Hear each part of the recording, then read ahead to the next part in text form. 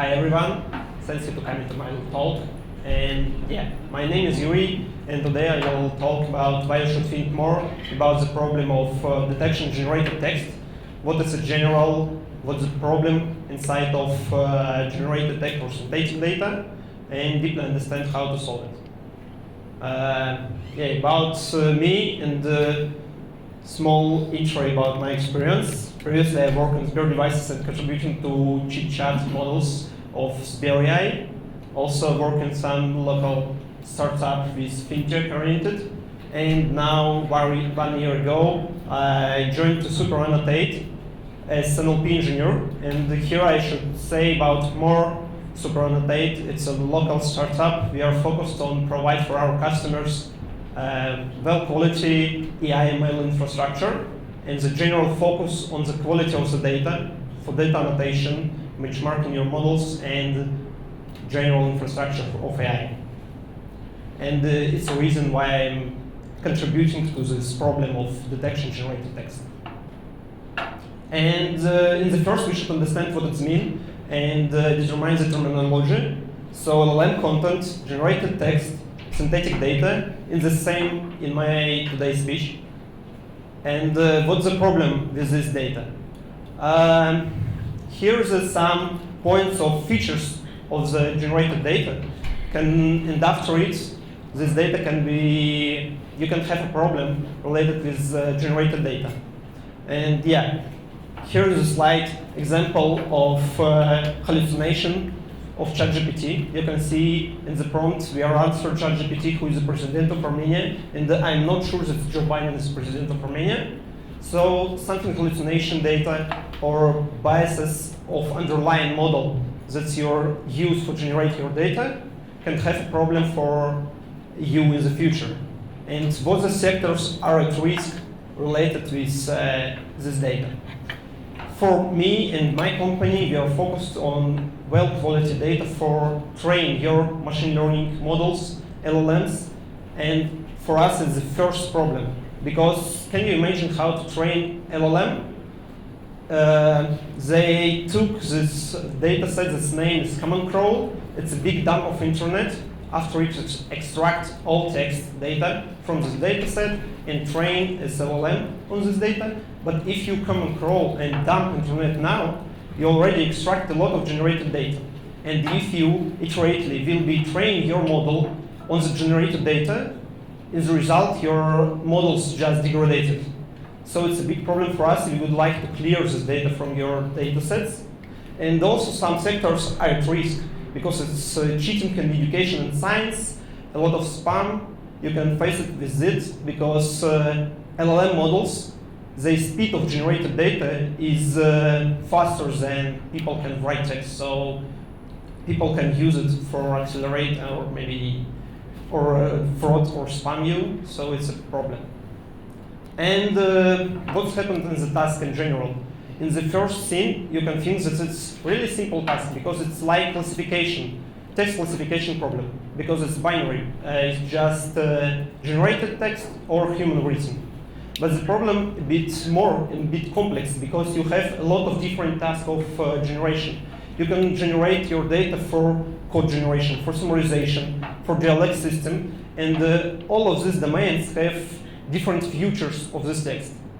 Because, for example, image captions, it's usually too small text, and it's very difficult to predict this text was generated or not, or for dialect system, because it's usually messages like how you can understand its text was generated or not. So is the complexity of the task provided by diversity of generation tasks.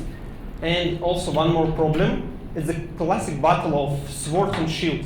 Because when some developers try to develop detection models, some of them develop some adversarial techniques how to attack your detector.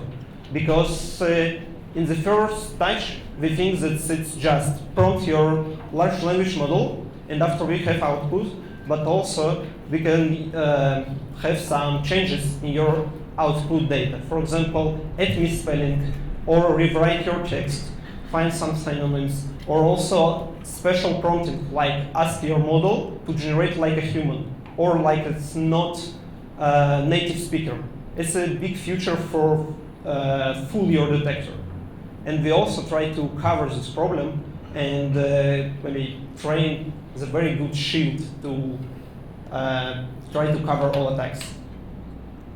And now we understand which approaches now using by open source or commercial APIs detection. It's here I highlight 4 more interesting and popular approaches in my scope, and it's watermark technology, zero-shot methods, fine-tuning, LLMs, and don't misunderstand it with LLMs. LLMs, it's, I mean, just like BERT-like models. It's not large, and LLMs as detector.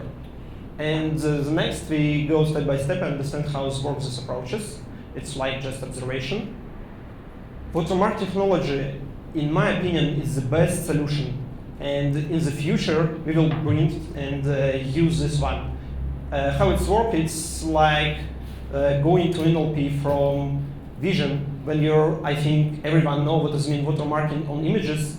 When you specially change some points on your image, and after it, you know the script, you can decode and understand that image was watermarking.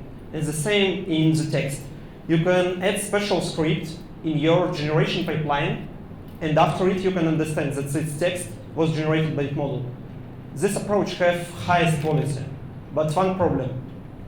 I think all of us can't affect to this, because here's the ball on the court of LLM developers. So we just can wait from OpenAI and other competitors when they start using this.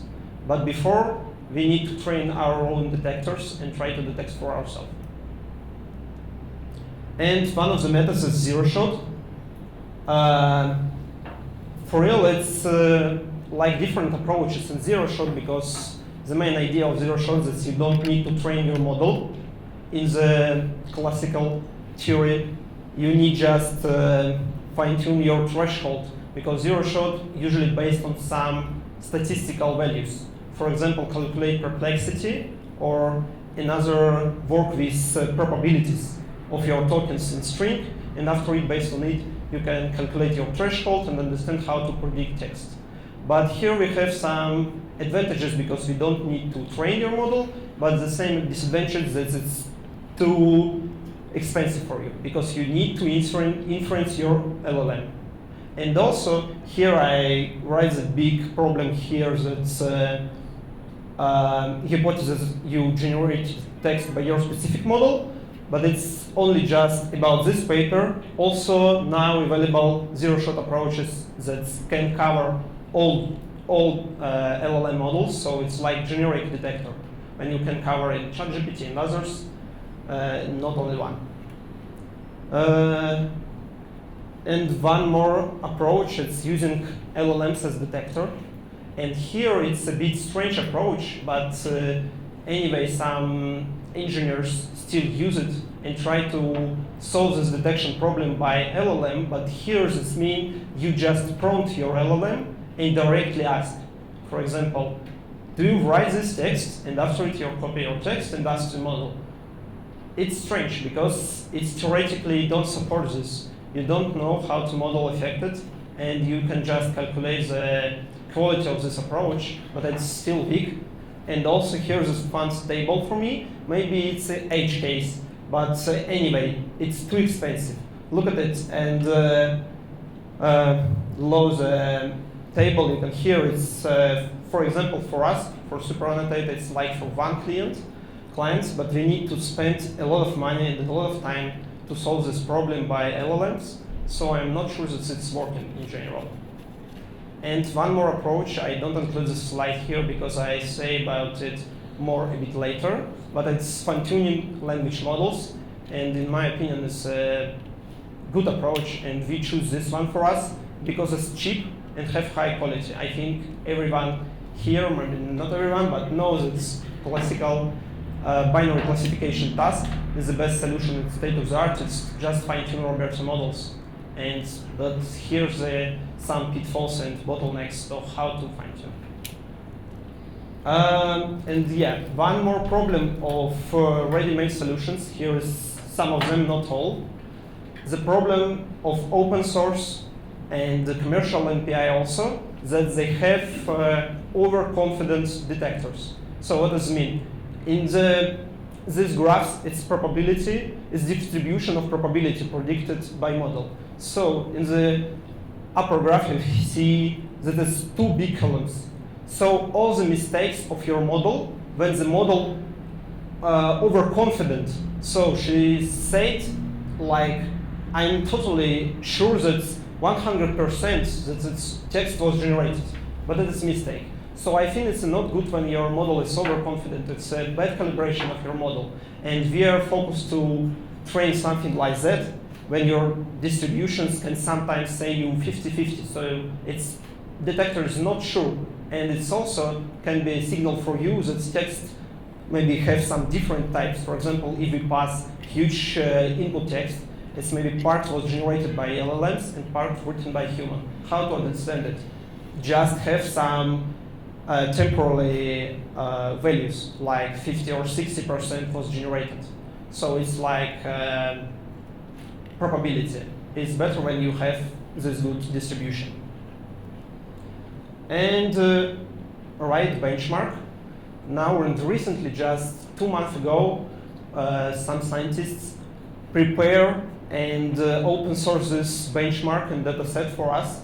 It's very good impact because a lot of competitors who try to train their own detector every time say that we have highest accuracy on our data, but it's very good to have generic and general benchmark for it. And here they try to cover all narrow places. So it's 11 models, it's a lot of different domains, have adversarial attacks, and different strategies of decoding and repetition penalty. So it's very good and robust benchmark for us that we can compare it and understand what the approaches is the best now.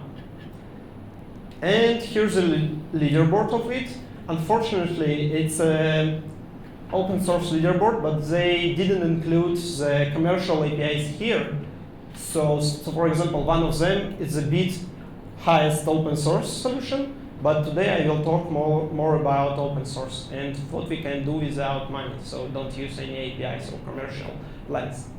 And binoculars in the first row, and I think it's the best and state of the art now because it's beat the other detectors over 13% of accuracy. And they also just recently released this model just 1 month ago. And let's understand what they do to achieve these good results. In the first, we should understand a bit deeply what does mean perplexity. Maybe some of us already know what does mean, but yeah, in the simplest words, it's maybe meaning what the confusion of model by the model see on the text. And here on the graphs, you can see different distribution of perplexity per different models, and also humans here. So here, and you can understand that distribution is very different. So using perplexity, you can base on it and use perplexity as approach already. So you just need to calculate perplexity for the text, and after it you can maybe have some special threshold and understand what text was generated. But here's one problem. Steam perplexity is work not very good. And here's one problem. It's named the capybara problem, because when you generate your text, you're using some prompt. And sometimes, or not sometimes, always, your model, when generated text, look at the prompt and look at the context.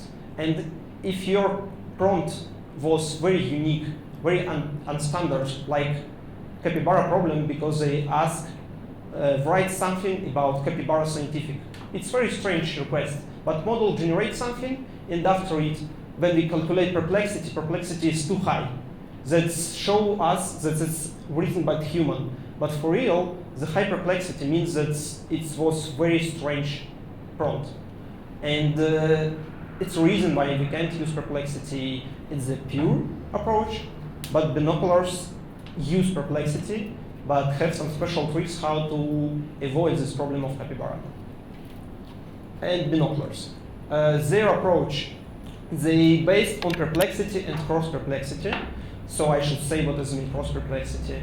Perplexity calculated by your model. You calculate your logits of input text, logits of this or probabilities, and you also can generate your logits by two different models, and after it calculate cross-perplexity between two different models. So in the same approach, when you calculate just perplexity, it's how to confuse model about the input text. And cross-perplexity means how the confused model if this text was generated by another model. It sounds a bit difficult, but the main idea that they avoid this problem of unusual text or very rare for models, because they use two different models and look from two different sizes, so sites, and it's named binoculars. And here you can see the graphs of that's usually using for calculating rock oak. And here the perplexity is orange, cross perplexity is green. So just use them as detection is too weak. But when we calculate the binocular score, that's equal to ratio of logarithms perplexity, ratio of cross perplexity. And it's already provide us very good results.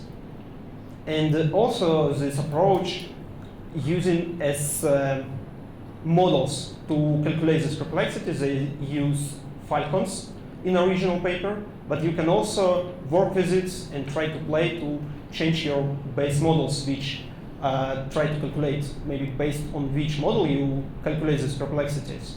And I also have experiments with using more smaller models like Qwen 4b or Qwen 1.5, and they usually work with it with some degradation about 5% of accuracy, but it's also work and it's not too expensive as maybe when you use huge models like 7b and more. But it's still greedy for us because our goal in SuperAnnotate is achieve maybe more faster model, and we are focusing to fine-tune Roberta. And here's some insights from our approach. We already have Hugging Face Hub where we store and open source open weights of our first version of detection. It's good and it beats other competitors among Roberta fine-tune approaches. But it's still weak than state-of-the-art like binoculars. So now we are working on the second version of detection, and I think the key of success to train your detector is the quality of the data. Because before we are using just open data sets, and they have a lot of problems. Because it's still people to collect some data, scrap internet, and already in the internet we contain some generated data. So we are sure, we should sure that your data that you're labeling as zero class is equal, that's written by human. You should totally understand that it's really written by human. And one more insight how to achieve these results and what we do to beat the other Roberta fine-tune approaches. It's using regularization and improve our model in general and increase the quality about accuracy like 3%, but it's also provides for us as good calibration. Good calibration is the same that I showed before when I say this problem with two columns with overconfident model. So we would like to have these probabilities with smooth and more understandable that it's not overconfident in the results. So we achieved it. And also one trick is indicating words. We are calculating some special heuristics for extract n-grams of tokens and try to understand that they correlate this highest correlation with the target labels. We just remove sentences with these phrases. Why? Because model have some special phrases. Maybe when you're chat with models or using it, you see that sometimes it has some final results, hey, and something artifacts that's related with chat models. So we extract and remove these words by indicating them, and it's really improved quality also.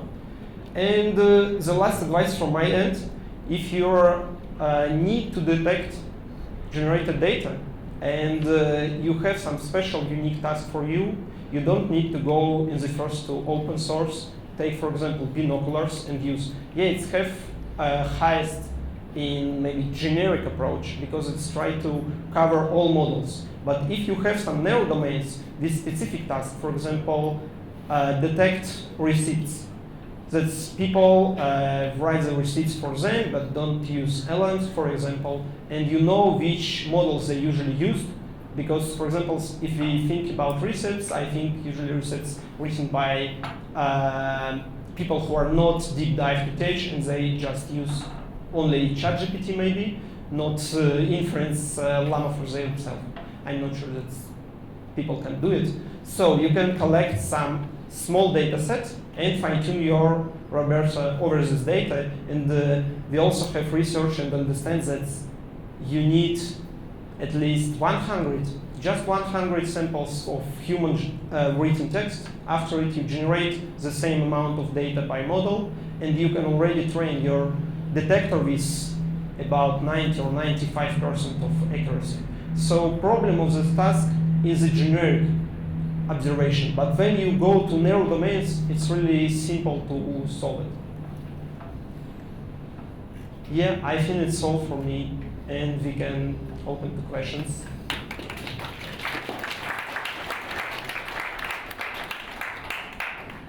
Yurii, thank you for your report.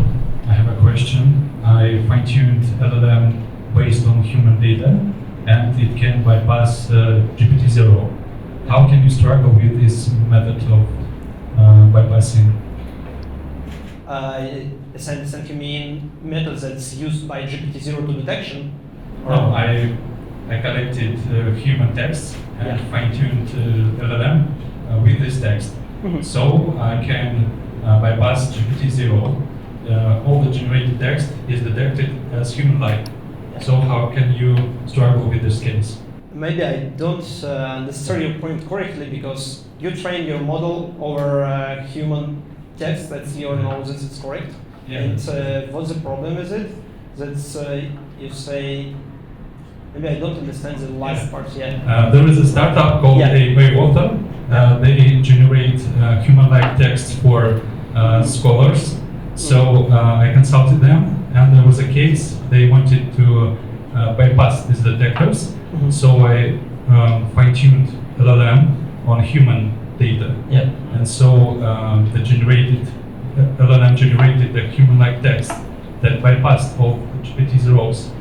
So how can you struggle with that? So I know that there are watermarks, but we are waiting OpenAI to release this watermarks. Yeah. And what about open source LLMs? How can people generally struggle with this problem? Yeah, I think it's impossible. Yeah, I agree with your question. Sorry for it. Yeah, I think when we talk about open source, and we can't maybe integrate the watermark there. And regarding GPT-0, they also have good quality. Maybe it's less than binoculars now. You can open maybe my slides later if you're really interested in this, and find the links to leaderboards, and open the paper, and there's the result of GPT-0 exactly. But if you need to pass your data, and maybe I think to detect is the best solution. It's sort of now it's binoculars with Falcon's models, and I believe in the near future a lot of companies now work on the detection, and the quality of detection will only work and grow. And regarding the attacks, I think now we can already cover a lot of them. So it's in near future, I think all of us have this technology or tool to detect all text and avoid this problem in your data sets. Okay, thank you so much. I'll try this solution. Yeah. Thank you very much for your presentation. I have two questions, but related ones. You talked about the solution that you came up with to have better calibration for your models, and maybe you could elaborate more on that technique. And my second question is there a specific metric like ECE loss or something like that that you use to evaluate the calibration of your models? Yeah, when I say it's labeling smoothing, it's approach when you're transform your loss and add there the label smoothing.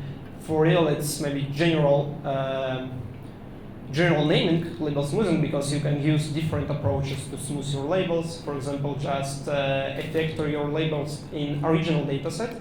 But we go next and we have our custom loss function that we add entropy that shows when you add entropy to your loss, you can achieve this problem with calibration, because your model try to avoid these two columns. I didn't get the entropy part. Can you? What kind of metric was that? It's just simple loss that we are usually using for binary classification, so it's cross entropy loss, and after it, just entropy. Entropy is not the same as cross entropy loss, it's another metric, and you just add it to loss, and so your main functions that you would like to optimize also try to optimize these two columns, because entropy try to avoid these two columns and have smooth your calibration and your distribution of probabilities. So we're using that to avoid this problem. Yeah, thank you very much.